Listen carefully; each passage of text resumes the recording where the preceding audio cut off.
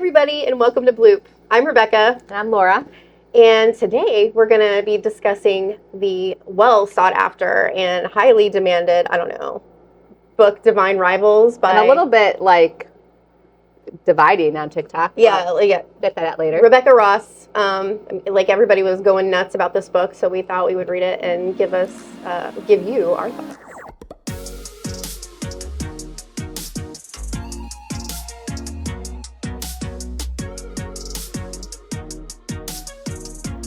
So here at Bloop, we believe in empowering readers to kind of know what they're about to get into in a story without spoilers before they decide to spend the time, energy, and money invested into that book, right? So what that means is we feel like readers have a right to know the content level of, sex, violence, drug use, language, all of the things before they hop into it. Yeah, so with no further ado, let's get started talking about Divine Rivals by Rebecca Ross. Yes. What did I say? Did I say Yaros? I didn't mean to if I did. I don't know. Oh, well. Okay, so I'm going to read the synopsis. When two young rival journalists find love through a magical connection, they must face the depths of hell in a war among gods to seal their fate forever. After centuries of sleep, the gods are warring again, but 18-year-old Iris Winnow just wants to hold her family together. Her mother's suffering from addiction, and her brother is missing from the front lines. Her best bet is to win the columnist promotion at the Oath Gazette. To combat her worries, Iris writes letters to her brother and slips them beneath her wardrobe door, where they vanish into the hands of Roman Kit, her cold and handsome rival at the paper. When he anonymously writes Iris back, the two of them forge a connection that will follow Iris all the way to the front lines of battle for her brother, the fate of mankind, and love. Shadow and Bone meets Lore in Rebecca Ross's Divine Rivals, an epic enemies to lovers fantasy novel filled with hope and heartbreak and the unparalleled power of love. Okay. So if you've been with us before, you know that the first, few minutes of our episodes we always keep it spoiler free, and then we'll let you know when we are going to go more, dive deep into the book. And then that, if you haven't read it, you can see yourself out and join us back later. Okay, so content rating for this book. We gave this a S&S 17 plus rating. So that's like the sweet and sour. You can go to our website and check that out. That's for 17 plus. Even though we know that this book has been marketed by the publisher as YA, we felt it went a little bit above YA. The target audience, okay, think about this. The main characters are 18 and 19 years old. So that's already out pretty much of the realm of YA.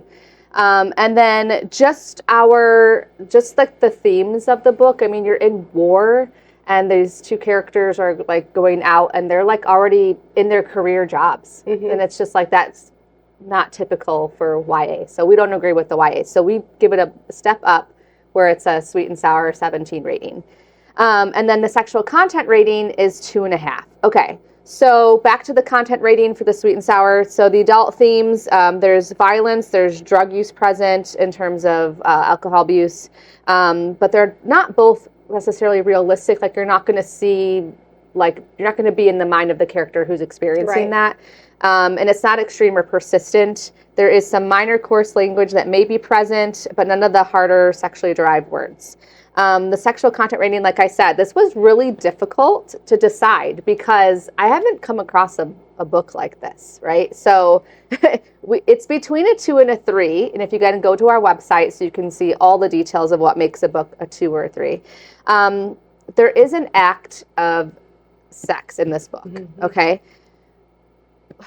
What makes it a 2, leaning more towards a 2, is that the act is vague, right? It's not very descriptive. It's slightly beyond kissing, and it does include purposeful touching over clothes, but there's no descriptive prose or writing about what's going on with the private parts, right? It focuses more in the mind of, thoughts and feelings, what they're feeling but not. Yeah, the language is flowery, and it's focusing on the emotion of the character, and it's interesting. I don't want to give too much away, but due to where it's taking place, part of their senses are removed. So when we get more deep dive, we'll talk about it a little bit more.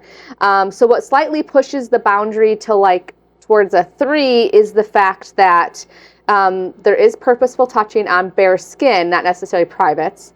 And the scene doesn't completely fade to black. So you are with the characters throughout the entire act. However, again, there's not necessarily a lot of description. It was just I think it was very well done. And it was interesting to me because, sorry, I touched my mic, Ron. I think it was interesting that some readers that were reviewing this on TikTok was oh, it's closed door. And then others were no, it's open door. And so I find it's technically, because you're with the couple throughout, it is open door. But it's not open door like you would expect, what we've been used to, right? There's no real hot and heavy, descriptive moments leading up to it and then the door closed. It's just not that. I know. It was very beautiful. Very innocent. It was not... Very beautiful, very well done. Is innocent the right word? I don't know. I think it was. I mean, it was sweet. It wasn't... Yeah, it wasn't wham, bam, thinking, man, hot and heavy, what we talked about in Fourth Wing last time, right? It was very, it was just beautiful, right?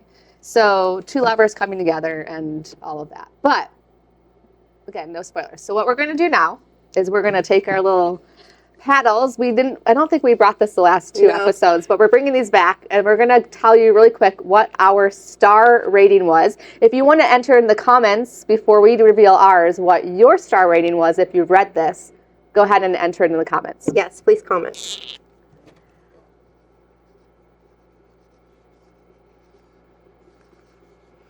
Okay. Do you want me to go first? We're going to flip at the same time. Flip at the same time. Did you have your comments in? You have your comments. Okay. Okay. 1, Ready? 2, 3. I gave it a 3. 4 stars. 4 stars. Rebecca gave it a 3. So we're gonna have some discussion. Yeah, we're gonna have a little bit of a discussion about this. For sure. Okay. All right. So before we get into our discussion, we're going to go over keywords, vibes, things that, for those mood readers, things that you're looking for in a book to decide if you want to read this or not. And then we're going to get spoilery. So, okay, here we go. So arranged marriage, friends to lovers, workplace rivals to lovers, hidden identity, forgiveness and grace. Well, I guess some of this could be spoilery if you don't like this. So if you don't want to hear these, then just now's your time. Witty banter, magical typewriters, he falls first. It has a World War 1 and 2 vibe to it, early 1900s vibes.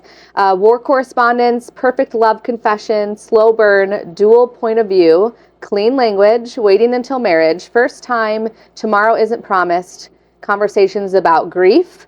There's a small focus on fantasy. I feel the book 2, I feel just to kind of throw a theory out there, we'll get more fantastical, I think. Tomorrow isn't promised. I think I already said that. Character focused, rich versus poor forbidden love. If he wanted to, he would. Romantic, poetic, love letters, swoony, grief and guilt, found family, and pen pals. All right, Rebecca. Now is your time. Tell us why she only got 3 stars. Well, I feel TikTok let me down. Let's just start there. I just really do. I read this right after Fourth Wing. And you guys, if you watched our last episode, our review of Fourth Wing, you'll know that I really, really, really liked Fourth Wing. I tend to like things that are more action-packed. I like messy characters. I like a lot of, crazy mayhem going on in the book. Something, I need a little bit of something. This book for me, for the first 7 chapters, I was just kind of what? I was snooze fest, it's Snoozeville. And I felt like I was being unfair because I thought, well, maybe there was just so much hype that I built up around this book, and I thought that I was going to, because people were saying, if you liked Fourth Wing, you're really going to like this, and I was waiting for the dragons. I mean, I really was. You know, I was thinking fantasy war, okay, great, there's going to be all kinds of craziness going on. There were. But it wasn't like, to me, there was a lot of telling but not showing, and I was just kind of at the beginning. And so I think I felt like I was unfair. So after I finished the book, I went back and read it again was I being unfair? You know, now that I know it's not so action-packed, it's more of a sweet love story. And it's still just kind of like, meh. Although I did love the writing, and it was just fantastic. It was very poetic. It was, you know, lots of great quotes in this book. All that stuff. It just, for me, the pace was just so slow. And it didn't, spoilers. So if you didn't read this, then they already checked out. But it didn't really pick up for me, and it didn't really click for me until Iris's mom died. Yeah. And then I was like, okay, there's an action. And then again later, as Iris is deciding that she's going to go to the front lines of battle and write for the war stuff, that's when it started to get interesting for me. So there was like a big chunk that I felt like there was missed opportunities with the war. I felt like, we're right in the middle of a war. It should be more action. I don't know. It was just, I loved the fantastical typewriters, the magical typewriters. That was really cool. I liked their letters back and forth to each other.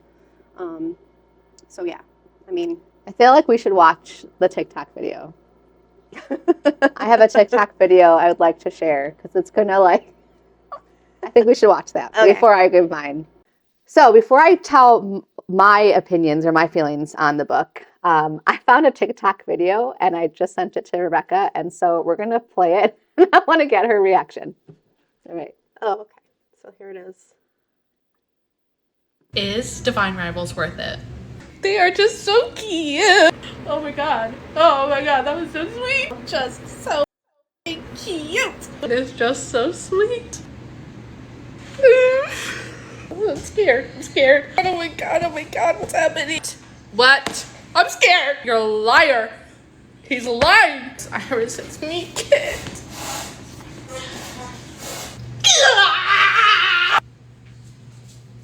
Leave me like that? How you gonna leave me like this? How you gonna leave me in this state?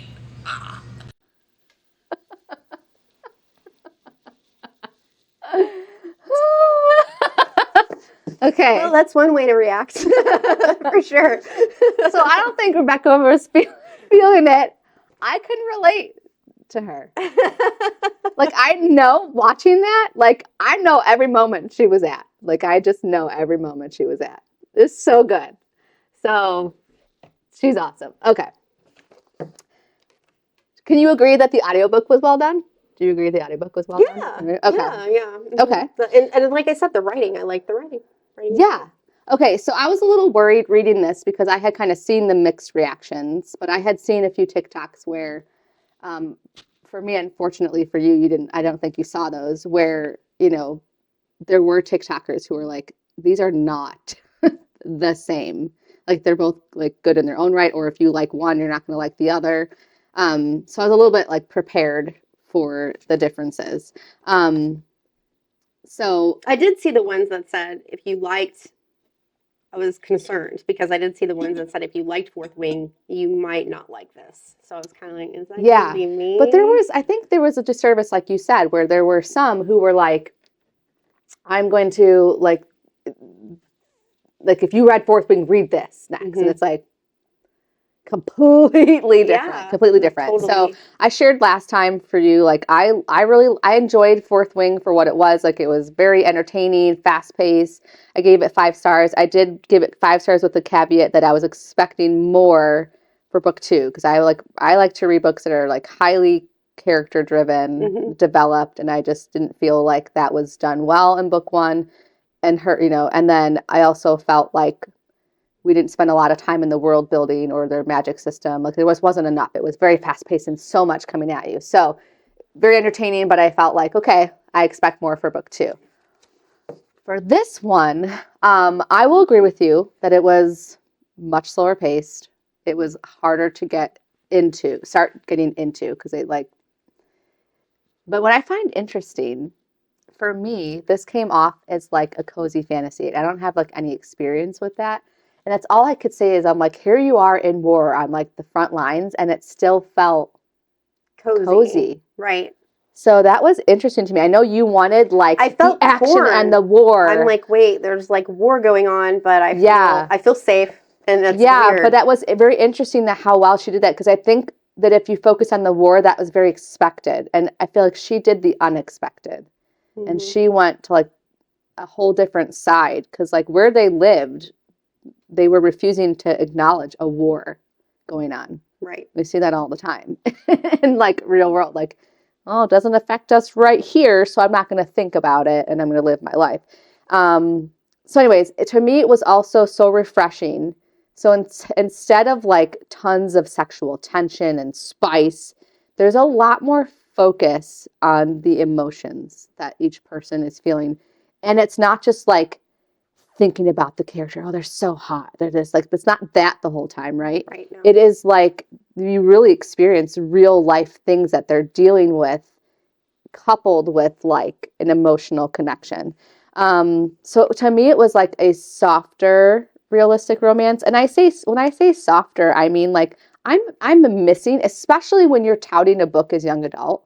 I am missing in young adult books. I cannot emphasize this enough. I am missing the tentative long looks, right? The guarding your heart and being like nervous and like, oh, they brushed my hand, and like, oh, his jaw ticked. Like noticing of a character and like who they are and like their quirks. And there's like a quote when he's like frowning, and like she knows what that means because she's studied his face, and like secret, but it's not secret because he's like you would know because I catch you looking at me all the time. Right. Like, and it's so cute, like this witty banter.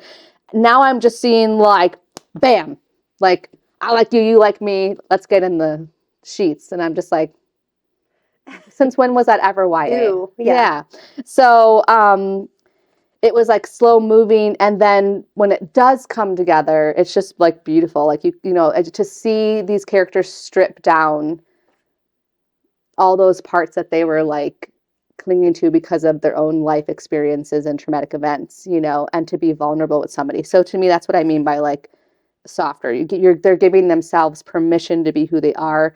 And I also felt like it was very realistic, especially because I was like a history major. It was very realistic, I thought, to see two couples, once they decided you're my person, to rush to marriage, especially in time of war. Right. Because you literally weren't promised tomorrow, and they were literally on the front lines. It was very character driven, so that's always a plus for me. I understood at all times the goals, the stakes, the motivations of each character. I liked that she let us be in both heads. Hello, he literally crawls for her. He's like dying, and he's on his hands and knees crawling for her. Yes. Chef's kiss on that part. I mean, okay. 5 meters. I had to look up how far 5 meters really was. Do you want to know what it is? What is it? 16 feet. Oh. Well, he's 16 feet. No. Yeah, well, but if you're injured, it's kind of far. If you're injured, but Forrest rips her away. She was going to go to him. He's 16 feet from her. Yeah, that I was very upset by that. Like by the time that you're talking about in the book, I was well on my way to being invested and wanting to hear more, and then it was over. So I was kind of upset. But yeah, Forrest.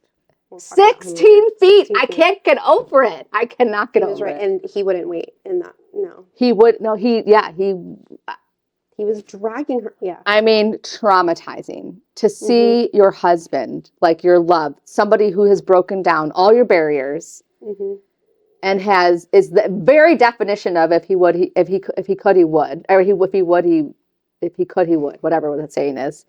And she's ripped away from him. Oh my gosh. I mean, her reaction was like on the outside was my internal reaction. Okay. He jumped in front of a grenade for her and covered her with his body. Okay. He finds the strength to leave the comfort of his life. He was wealthy, he was well-to-do. Mm-hmm. But that doesn't always, mean everything. However, everything he's always known. But he never looked down on her either for being. He never did. And we got to see him as like how he was to bring as a her brother. the jacket back that she left at work. So sorry. We got to see him bring that back, and she was all mortified that he's seeing her home, and the fact that she's got no electricity, and there's candles everywhere, and beer bottles from her mom, and all of that. And her mom had just died, by the way. But I mean, and he was not even. He didn't even see. He didn't see anything. But she was mortified. But a hurting Iris. That's all he saw. Yeah, that's all he saw was wow. Oh. Well, he leaves that because remember he felt trapped in his home because he felt like he had to stay there with his parents and like do their bidding and whatever they wanted because he felt responsible for his sister's death, right? So he faced his fears and he decided to go after what he wanted, and that was Iris. So I really like that. Rebecca Ross's. See, you put that in my head. Rebecca Ross's writing. Rebecca Yarros, Rebecca Ross. There's a lot of Rebeccas going on. Okay. Her writing was just fantastic. It was. We're going to go through and share some of our favorite quotes like pretty soon. And it's just really resonated. I didn't get any, there was a couple good quotes in Fourth Wing. I gave her that. There was some good, some good quotes. Yeah. Quotes. Mm-hmm. This I have pages and paragraphs of just writing that was just so beautiful. And again, being a history major, all the World War II nods, the flying. I did get that from immediate. I did get the World War II. I mean, even down to the old typewriter stuff. It was really cool. Like the clothing, the way they described it, and there's not really electricity, but some people have it. And then I even pictured this book in black and white. As I'm watching the movie, and then every once in a while, kind of like how they did the Wizard of Oz, how it was black and white, and then when they went to Oz, it turned into color. That's kind of what it was like for me when they went over to the war. It turned to color for me, and I was like, okay, especially when he was running to her in the field, then I was like, okay, and boom, he felt her angst and was like, I'm going to run to her. I don't know what's going on, and then she the tension started, and I did write down the character development in this story is truly remarkable, particularly in how it portrays the main character's individual experiences of grief and their subsequent healing process. It's a beautiful aspect of the narrative, and that part I really, really liked about the book. If I had been prepared for the cozy and sweet and romantic part, I would have probably liked it a little bit more. Yeah. And if I had a little bit, I still felt like there was a lot of character development for Roman and Iris in their relationship, but I wanted a little bit more backstory maybe on them. And I felt like the side characters were kind of one-dimensional, and I'm hoping that we see a little bit more. I don't know if you felt that how way. much more development for Iris and Roman? For their backstory. Well, because that was shared. Because another thing is that they were rivals, and to me, it didn't seem like they were rivals at all. That is one of the things that were not my cup of tea. Was, it was marketed for sure heavily as an enemies to lovers, but I would say maybe workplace rivals to friends to lovers. Competition maybe, and that's what I mean, workplace rivals, right? That competition of getting that position and getting your article in this week's newspaper and stuff like that.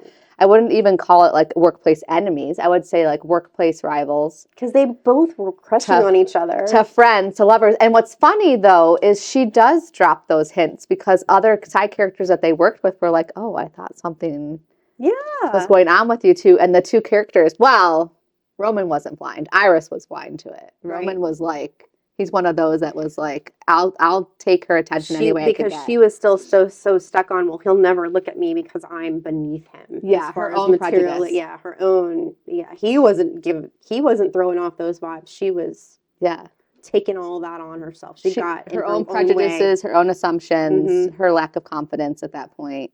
Right. It was driving her. She had something to prove. Right. And then for him, he did too, but not to the same extent, I feel like I know he needed to for the sake of his dad's approval, but he's a smart guy. He knew what he was doing, and I feel like like I was saying, it's one of those things where I'll take any attention she gives me. So if she wants to come at me, if she wants to throw rocks at me, that's fine. Yeah, she wants to throw rocks at me. If she needs this motivation, I'll help drive that motivation in her so she could, succeed. Because at every turn he was trying to offer, because at one point he got that promotion over her. He's like, whoa, wait a minute. There was some extenuating circumstances, and so he was willing to give that to her, and then she was like, I'm doing it all myself.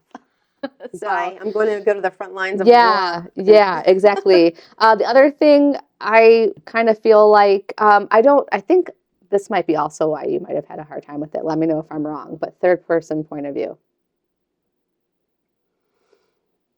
Yeah, third person, it kind of does, it's not my cup of tea. It lends to more, it does lend to more telling versus showing. And because it's ambiguous sometimes. Yeah. Just like, who is even thinking that? Like, yeah. So I think that for me, because I typically do, especially like character-driven stories, it helps to have a first-person point of view. So that was a little bit. And then the war, I felt like was a little hard. The world at some points and the war was a little hard to understand. That they were using humans to fight their war as proxies.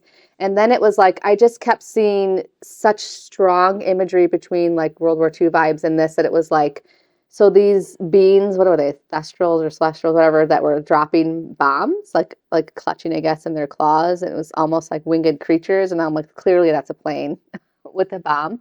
And then, thinking about like is it Daka? The dog, the god, his dog's coming and tearing up. I'm like, tanks, they're coming and tearing through everything. So it was just like so much imagery. It was hard for me to like pull it back and see those things. But I still think they were talking literal dogs and literal. They were. I'm saying for me, dragon birds. I was having to force myself to think of those versus like, well, obviously that's such a start.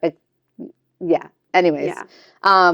But then the war itself like was a little bit hard to see because we don't see one of the gods at all, and we see, I think it's Daka. How do you say that?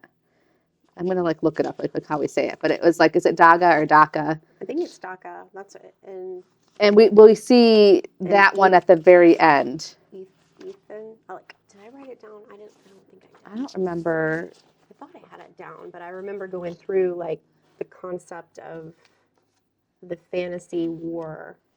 Yeah, and then there was some magic in houses and like stores, and then some not. Like it was a little bit. It was confusing. It was a little confusing. And then what little you did get, it was all being told to you. You didn't see it happening. Oh, you saw it like when she went to the store. You saw it like she walked in the store and everything like rearranged itself. So basically, things that she could afford that she'd want like were right there for her, which was interesting. And then like in Roman's house, like things were happening in his house. Yeah, no, I'm talking about like the war stuff. Like, yeah. That was just kind of, you get the story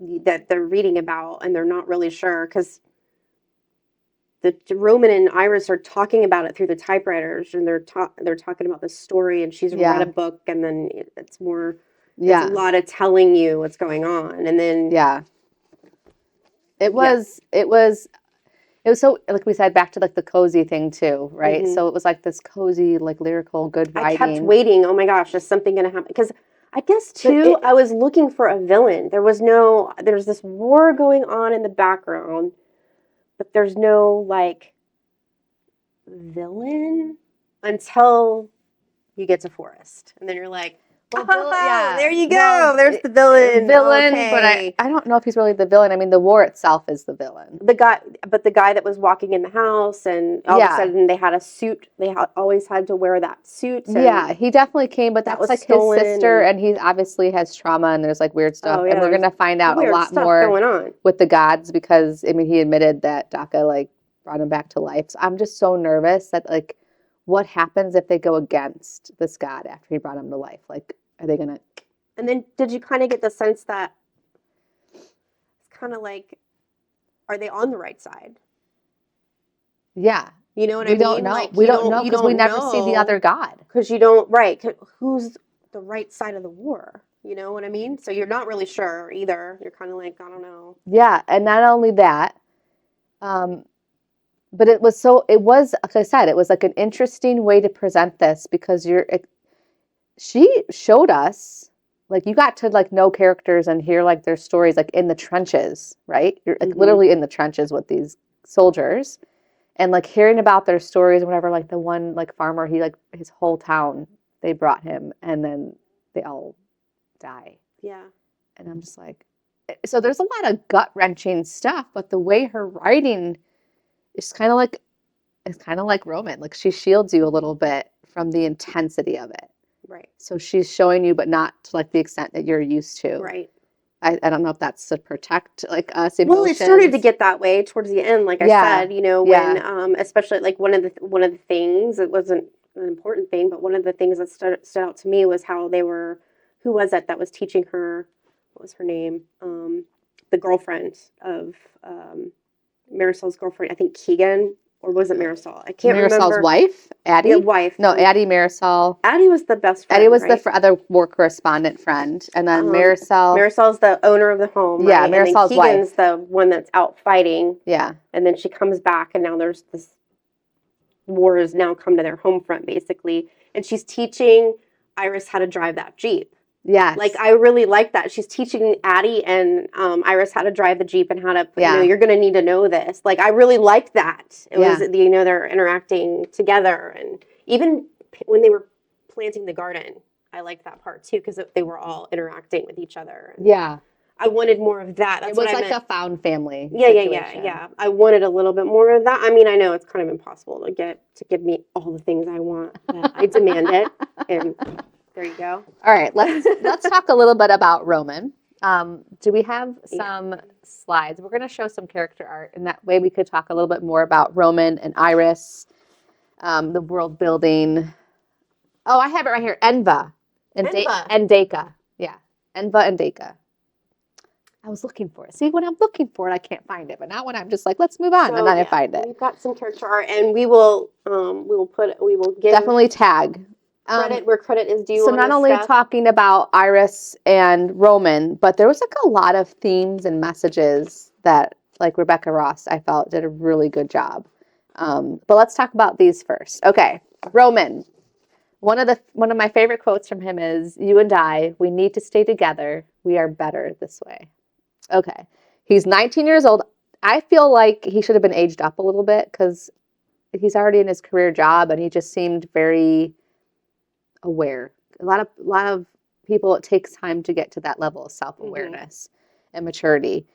But he'd already been through a death that matures you. They're in the middle of a war. I do think that where this is taking place, I do feel like people grew up faster. Yeah. So, but he was an immediate charmer for me. He had such quick wit. And he was supposed to be rivals with Iris, but like I keep saying, and he never was. Instead, he admitted to keeping his distance because he knew he was attracted to her and she would be a distraction. So he did kind of like, he couldn't help it but be by her, but also like he was fighting it because he knew I'm and his family wanted him to marry somebody else. I'm way into this girl. This is going to cause like huge issues with my dad. I'm just trying to like escape through my work and just survive right now. But still, he just, like I said, he couldn't help himself. Did you miss how he immediately knew it was Iris in the letters, even though she didn't say her name? Did you notice that? Oh yeah, no, I knew. Yeah. I knew that. I loved that. It was just like, I work for the oath and whatever, but it was her words. But just in case you were wondering, I'll gladly read whatever you write is what he wrote. Like he had said that to her one time. Just in case you were wondering, I'm glad. So he, even though she didn't want to read anything of his, he read so much of her work that in her writing to him, he was like, that's Iris. Like he just knew. I think that was really great. He also came in to check on her, like you said, with her mom. Like I love what you said about that. What else did I say? He tried to feed her. I mean, like that was really sweet to me. Like he tried to get her food. Like he waited until she locked the door. At first he was like, is she with somebody else? Is that why she didn't show up to work today? And then when he realized that there was all of that Yeah, he going on. saw He didn't that. know that her mom was dead at that point. All he knew was she doesn't feel good. I want to feed her. Yeah. And then, and yeah, what did you say? You just said That something. he stood outside the door and waited till she locked till the it. door was locked. Yeah. What else did he say? I love how he acted like he was Iris's best friend and confidant in those letters, like straight from the beginning. Like he's giving her advice, he's helping her to heal. In the letters, he was never afraid to show love and be real with her. Like his true self, that he was too afraid to show her like face to face. I mean, when he shared that story about his sister Dell, I was like so sad for him and immediately just like, that was really hard. I admired how once he realized he loved Iris, he left everything behind and went after her. We talked about that. He pushed her to be better, never holding her back, training her to like be strong via running. He like same thing with Keegan. Like he's like, we're at the war front.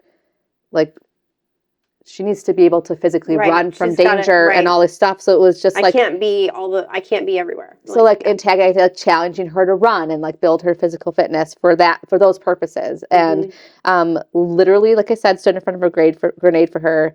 And we cannot forget the last agonizing breath with shredded lungs. How painful.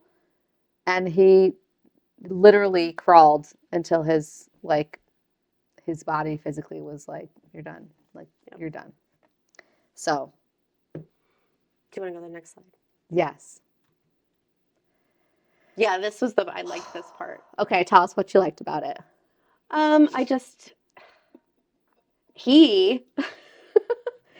He was having this like romantic, seeing her. He was seeing her afar off, like the sky was opening, birds were chirping. He sees his love, right? Uh-huh. And she's running at him, and he's like, "Oh, she's excited to see me." No, she doesn't want you to die because there's something in the sky, Something's coming. So to me, it was a little funny, but I like that part of it. But then he like felt and saw her fear and like threw that typewriter down and just he was like, "Oh," ran to her. Yeah. So and was like, "What's going on?" And she just tackles him to the ground and takes charge. Like, and you've got to get down, because he doesn't know the rules yet. So he doesn't. But even in that moment, like the innocent, this is again what I miss in YA stuff. I think Rebecca did a great job. Was, like she's tackled him. Their lives are in danger, and there's still like the little static going on, right? Because now they're like, it's like life or death heightened situation, and they're this close. Yes. They've never been this close, and they're just having to wait there for a long time. So cute. But you picked the quote from. Yeah, that's the quote from the end because it's a similar situation. So this is the field. They were still in the field that they're back in, and he's crawling in this field. And I want to be like, that's how far apart they were, even though this isn't the same scene. But I feel like how far apart she was within grasp of her love, and her brother pulls her away. Jerk. Yeah. Next one. Okay. Iris. Iris has some really great moments. And you want to read this quote for us? He found me on my darkest day. He followed me to war, to the front lines. He came between me and death, taking wounds that were supposed to be mine. Oh my gosh. Okay. Again, he's cute here. I like him here. I mean, yes, this is like both AI generated art, so there's no real credit to anybody at this point for these two. AI did a good job. These were AI generated that I found on TikTok, so another, people are posting them. Okay, one of my favorite quotes from her is, "Sometimes I'm afraid to love other people. Everyone I care about eventually leaves me, whether it's death or war or simply because they don't want me. They go places I can't find, places I can't reach. And I'm not afraid to be alone, but I'm tired of being the one left behind. I'm tired of having to rearrange my life after the people within it depart, as if I'm a puzzle and I'm now missing pieces and I will never feel that pure sense of completion again." That's the one quote that I wrote down. I personally resonate with that quote, seeing as how I'm, both my parents have now died, my grandparents, all of that. So to me, that was like, hit me right here in the feels. So Yes. loved that quote. Love it. I feel like you should up this to 3.5 stars. At only 18, again, I feel like these characters could have been aged up a little bit, just because they're incredibly self-aware. I know we have all these reasons, but still, you can be forced to grow up, but not necessarily emotionally are you always there.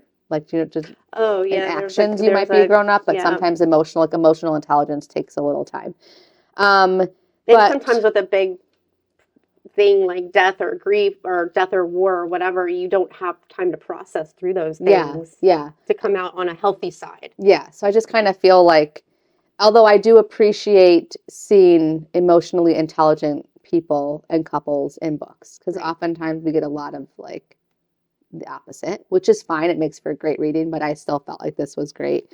Iris has like that quiet strength, right? Like this, I could literally see her, feel her struggles with holding on to her pride in the face of, who she believed her adversaries were. So example, the Roman kit, like she felt like he was an adversary. And so she just was wearing pride, so I understand that. Yet, even though she still saw him, she still treated him with kindness. She's like, I have no money, but here, let me like buy you a sandwich. Right.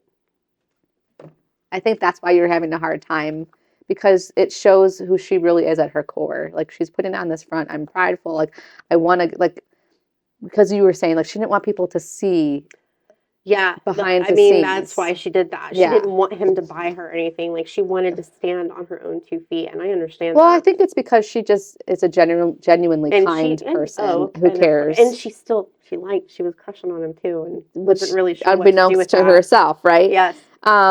She was never cruel to him, nor he to her. So like that's why I think this whole enemies to lover thing just didn't work. One of the things I need to stop looking at what people say and just form my own opinion.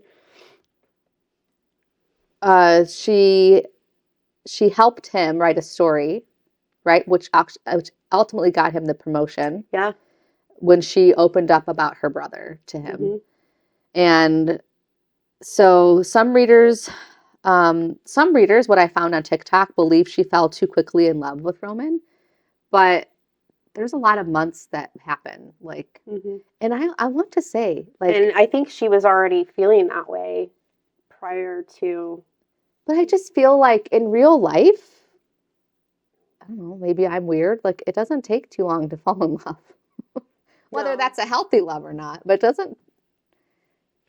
To me, I just don't think it takes too long. I think it's very realistic for couples to, especially younger. It's a different kind of and it was love. Their first. Like I've been married 17 years. How long have you been married? 20. 20 years. Love develops over time, like at times in different ways or whatever, but there's still initial. People might say, well, that's lust or whatever. I don't know. I feel like when you work with somebody all day, every day for the most part, and you spend as much time with as they did and they were older, I still feel like 3 months is, I don't know. I think it was like 3 months. And she was still guarded, though, she was guarded for a really long time. Do you think, I do have a question, do you think that her reaction when she found out who he was, because they were writing back and forth to each other, and she fell in love with the typewriter guy. Yeah. And then she finds out that it's him. Well, because she had separated Roman. She like had put him in a box. Right. Roman's unattainable. He's my competitor. Right. And they didn't have these in-depth. No, I mean he was like the cute work rival guy that she admired, but. And was attracted to, but I don't think conversation with this other guy that she doesn't know, and she's falling in love with the typewriter guy. Yeah, and then she finds out it's Roman. Do you think her reaction was normal? Yeah, I think it's kind of hard to like that was you this whole time. I think first of all it'd be a little bit like unnerving because she shared so much with typewriter guy. I didn't know it was Roman. Because she didn't know she could trust Roman at first, right? And then, so she kind of had to, like you said, sometimes like you idealize somebody you don't know as well as you think you do. So like she had the typewriter guy in like this other box here. So then she had to figure out a way to merge those, and these are the same person. Right. Which I can understand would be. I think eventually she got to the point where I'm like, I'm so glad it's you. Oh yeah. Oh like, yeah. I'm so glad it's you. I wanted it. She was attracted to both. Like I wanted it to be you so bad. Yeah, she's attracted. She was definitely highly attracted to both. I think I think she was so open to them because she didn't think she'd ever really meet them. Because it's some mythical person. For all she knew, they were like in an alternative realm and like or whatever, like some Marvel situation, an alternative universe. Like, same time and place, but different. That's kind of what it felt like to me. Yeah, you know? Yeah. So, so it goes more quickly because they cut straight to the chase. So you also have to remember that they were having really deep, profound conversations through this typewriter. And most people, it takes them like a long time to open up to each other on dates like that. But it's kind of like how people end up in dating relationships or, online relationships, right? Yeah, but it like moves fast because you cut out all the crap. You cut out all the crap, and you are like focused on like the meat and bones, right? And you just hope and pray that the person you actually meet is the actual person that you're meeting, and it's not somebody else. So they definitely had chemistry before then. So a fun quote I have from them. This is like a fun back and forth. Going easy on me then, he arched a brow. That's surprising. We're supposed to duel to the death. So he's like poking her, right? And she's like, has anyone ever told you that you squint when you lie? His scowl deepened. No, but only because no one has spent as much time looking at me as you do, Winnow. Oh, but I digress. Okay, so she showed great love and care for her mom, okay, who could no longer care for her, and with her brother gone, like missing on the front lines, she just was so alone in that. But she still, even though her mom, was grieving in her own way, in an unhealthy way and whatnot, Winnow still loved her and showed her strength and just, again, her kindness and her resilience through helping her mom. She never gave up, and she left that job when she didn't get the promotion and decided to go as a war correspondent. Like, I'm just going to go for it. I have nothing to lose at this point. And then it was in hopes of really reuniting with her brother, which she does, and it's not what she expects. And I'm wondering if how did we say it? Deka, the god Deka. So this is what worries me, though. Did you notice how the brother's wound still seeped? That was supposedly healed. Yeah. Did they, or am I confusing it with something else? Was the blood like replaced with other blood, and like now? It was a little confusing, but she was worried that it was bleeding. And he's like, don't worry, it's an old wound. Yeah. And I'm thinking, it looked weird, right? This is what I'm wondering. I'm like, is he bleeding now because he's running from Deka? Like, I'm scared because we know at the end that now. I don't think he has a choice. I think that if Deka brings you back to life, like, this is just my own personal. No, he ran. They went back to their apartment, and he's like out of the war right now. Like, and I'm like, this is why he's starting to bleed? Oh, right. Sorry. No, yeah. I'm like, is this why he's starting to bleed? And now I'm worried for Roman. Because Deka's like, ooh, I got a war correspondent. Because Enva had the war correspondence, not Deka. And Deka's like, oh, I'm going to take him. And he's a war correspondent. Plus, he's like a fighter. And he has a will to live. And they save him at the last possible second. And I'm thinking, but what strings are attached to this? Please, Rebecca Ross, don't kill us. Don't kill my heart. I really like book 2. I really do. I'm hoping anyway. Oh my gosh. Do we have another slide? We have more slides. These are just, so Rebecca Ross shared some of these. This, again, I found on TikTok. I don't know, the compilation I couldn't find. So we'll have to dig deep to find credit where credit's due, because there's not on the photos, and the where I found them didn't credit them. So, but I just thought it was like good art. Like, hello, sir. Yes. Well, he looks way older than 18 in that picture. 19. He's 19. And she's 18. Okay. Oh, and when he was like limping. Now that picture with all the yellow and like the hay fields and all that's true to what I pictured in my brain. Yes. When I was reading it. Oh. And he like makes the wedding happen and all that. Do we have another one? Okay. This is another quote I like because she was feeling so guilty, like about getting like wanting to like get married and like have a moment with him and all that, because it's really hard when you're watching all of this tragedy and devastation around you. And so Roman, again, it's not a crime to feel joy even when things seem hopeless. I mean, if everybody just gave up and decided like that they couldn't feel joy or like move on with their lives despite everything, like, right.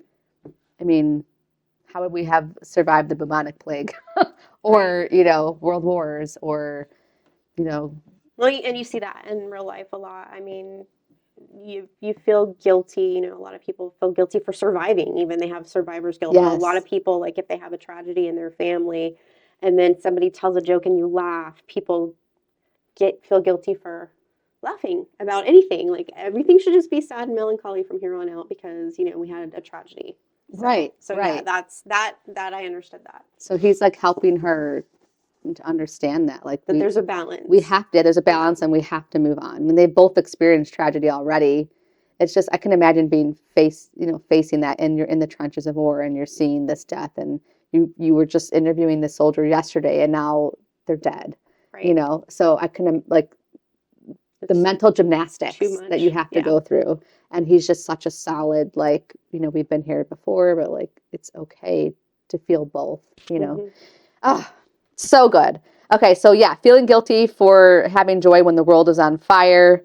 Do you think, and then this is what Roman says on top of this quote is, do you think we could live in a world made only of those things, only of destruction and sadness and fear and like all of that, death and pain and horror, loss and agony? It's not a crime. Why would you want to wake up the next day? Like you have to have hope. Yeah. He says, Iris, you are worthy of love. You are worthy to feel joy right now, even in the darkness. And just in case you're wondering, I'm not going anywhere. Remember her fear. That first quote what I was reading was everyone leaves me. Everybody leaves you. And it's like he intrinsically knew that. I'm not going anywhere unless you tell me to leave. And even then, we'll have to negotiate. Oh, come on. 3.5. These are so good. At least 3.5. Just for the sake that it was a well-written book. It was a very well-written book. You're right. Okay. You should have talked to me during my reading of this and tried to pull me out of my. Well, you could change your rating. I hope I'm changing some of your hearts and ratings. You are. You're not the only person who read this right after Fourth Wing and was like, "Whoa, what is going on? This is not the same." Other themes. Was there one more? I don't think there was. I think that was it. I think we're done. So other themes. So besides the theme of like feeling guilty for having joy when the world is on fire. How to handle grief. This is another good one. But time will slowly heal you as it is doing for me. There are good days and there are difficult days. Your grief will never fully fade. It will always be with you, a shadow you carry in your soul. But it will become fainter as your life becomes brighter. You will learn to live outside of it again, as impossible as that may sound. Others who share your pain will also help you heal, because you are not alone. Not in your fear or your grief or your hopes or your dreams. You are not alone. Oh. So good. Yes. I mean, like I said, the quotes in here are very good. It was almost like not a self-help book, but inspirational kind of book. Yes. I felt another theme. Rebecca Ross, did you go to therapy ever in your life? Maybe. It was but these are really important. Yes. I think these are so important, and it's so refreshing to have such like healthy communication and healthy like writing and stories that revolve around this, because so much I see in books nowadays, it's like, how can I shock the reader even more? And next week when we talk, we're going to be reading one of those books or discussing one of those books. I am scarred, but we'll go from there. But then another theme I really appreciated from her was guarding your heart so fiercely, keeping up pretenses you don't let anyone in. And these characters kind of explore that. It takes courage to let down your armor, to welcome people to see you as you are. Sometimes I feel the same as you. I can't risk having people behold me as I truly am. But there's also a small voice in the back of my mind, a voice that tells me, you will miss so much by being so guarded. You have to take risks. Risks with relationships, like you have to risk it. Yeah. It's important. Yeah. Even if you're going to get hurt, you have to risk it. I mean, I have a young teenager right now, and I'm like seeing these things, right? Like, I don't want to dress this way because I don't want people. My kids had like this museum night, living history museum night, and so her character, and it was like she was nervous to get too in character because she was scared that like somebody would like. She's not. She didn't say she was scared, but this is mom's interpretation of it. Yeah, it was like she didn't want to lose cool points. Because, yeah, I mean, so this is like all the part of like guarding yourself and whatever, and and there's just like a lot of drama that happens in middle school, and it can cause you to like, well, I don't want to show my true self then because people are really mean to me about it. Because people can capitalize on it. And yeah. But if you do that too much, I mean, you want to be smart, again, emotionally intelligent. But what's being said here is that, well, if you keep that thick wall around you at all times, how can you see and experience and feel everything? What you're supposed to in life. You're gonna lose. You're gonna lose out. We know a lot. There's a lot of people like that. Yeah. And then there's one last one. I think we all wear armor. I think those who don't are fools, risking the pain of being wounded by the sharp edges of the world over and over again. But if I've learned anything from these fools, it is that to be vulnerable is a strength most of us fear. It takes courage to let down your armor, to welcome people to see you as you are. I think that it's important to wear armor, yes, but also there's certain people that you shouldn't have to wear any armor with at all. Yes, exactly. Your spouse is one of them. Like you shouldn't have to even worry about armor. Even your closest friends. Yeah, you should be able to be vulnerable and be safe with those kind of people. And if you can't, then it's going to hurt you, but you got to risk it. Right. Still. Exactly. And then the last message I got from it, or like theme, was kind of like people can show love in two ways. There's actions and there's words, and those both should align. And she was like very adamant about that, right? So this is what you were saying when it was like the two different characters for her. Like, there's Roman kid in real life, and then there's typewriter guy. So one of the quotes I liked was, I'm coming to love him in two different ways, face to face and word to word. Okay. Sorry, there was one more theme after that. You determine your life, not letting somebody else, especially those whose interests may be jaded, choose your next steps. So it was very much like you can choose your life. It will be hard, but you can choose your next steps. Nobody has the right to manipulate you and choose for you. We saw this a lot in Roman with his dad, right? So his grandmother talking to him, and she was a sassy woman. I loved it when they met the people that originally owned the typewriters. Yeah. That was really cool. That was really cool. So his grandma originally owned the typewriter, but she said there is always a choice. Are you going to let your father write your story, or will you? And that was like his light bulb moment. Yeah. That was like, I'm seizing the day. I'm going after my girl, and I'm choosing love. I'm not going to choose this arranged marriage. No. And then he says, the days to come will only grow darker. And when you find something good, you hold on to it. You don't waste time worrying about things that won't even matter in the end. Rather, you take a risk for that light. So to share a personal story before we finish up here, when my husband and I first started dating, we had one date, and we were involved in a Bible study group at college and whatnot. And there was a guy who liked me and a girl who liked him. And it was like new. I was just coming to like really know the Lord and stuff. And I didn't want to like hurt the dynamic of the group, right? So I told him, I was like, we should take things really slow and just like not tell anybody. And he's just kind of nodding his head, at the date. And then we get back to my apartment. We were going to have like dinner and like watch a movie. And out of nowhere, he just yelled, no. And I was like, I was in the kitchen grabbing stuff, and he was like on the couch. I was like, what? Like, is this a red flag? Like, although that wasn't really a term back in the day, but it was just like, okay, what is going on?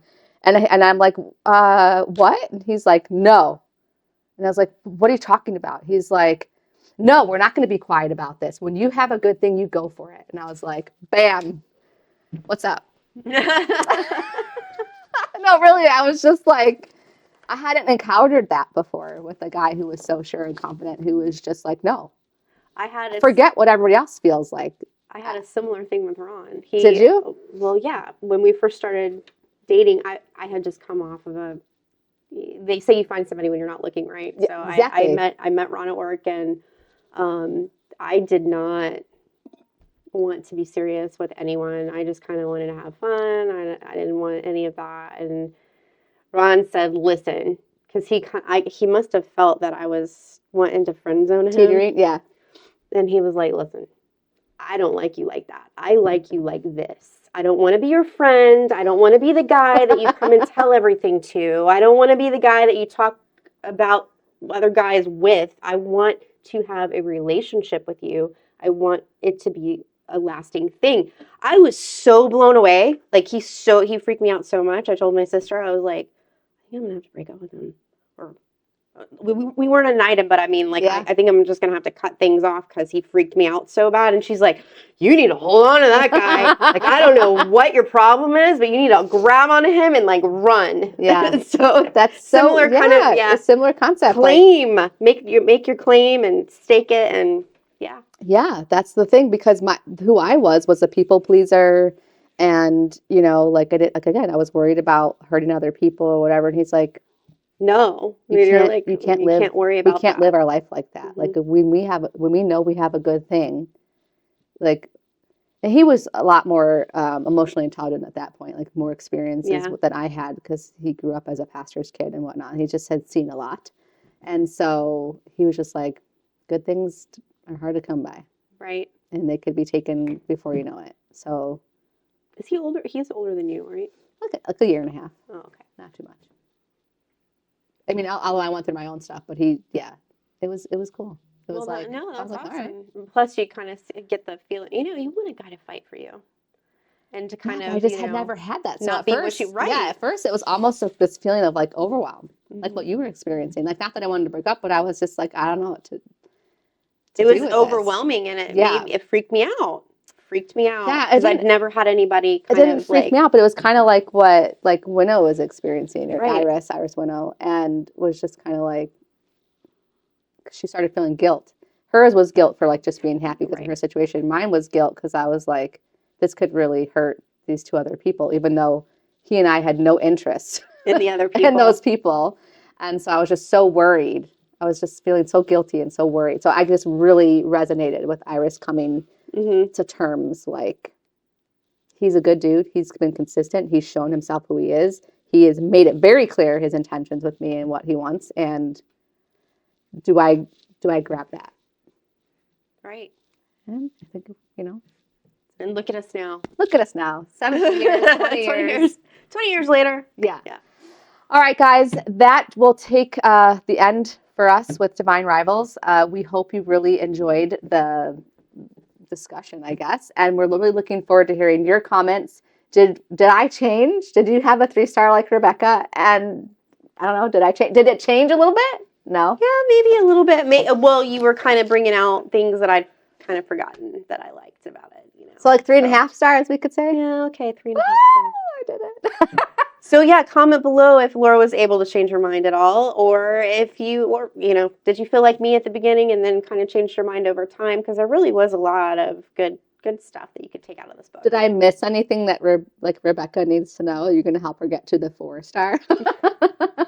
Or not? No pressure. We know everybody has a different. But I definitely look forward to reading the next book. So. Yeah, let us know. Yeah, if you're going to read book 2, let us know. And really quick, I don't know. I want to get the UK. I have a friend in the UK, so maybe she can help me get it, because I like the UK covers so much. So we can talk about that. Maybe I'll post that later in our social media. But it was so great talking with you guys. We look forward to seeing you next week when we discuss None of This Is True. Right? That's the name? I didn't know that we were going to say anything. Are we? None of this is true. No. Oh my gosh, I'm like, what is going on? Okay. So yeah, None of This Is True by Lisa Jewell. Yep. Okay. And that will be a doozy. So we will see you next episode right here on Bloop. Until then, guys, God bless. Bye.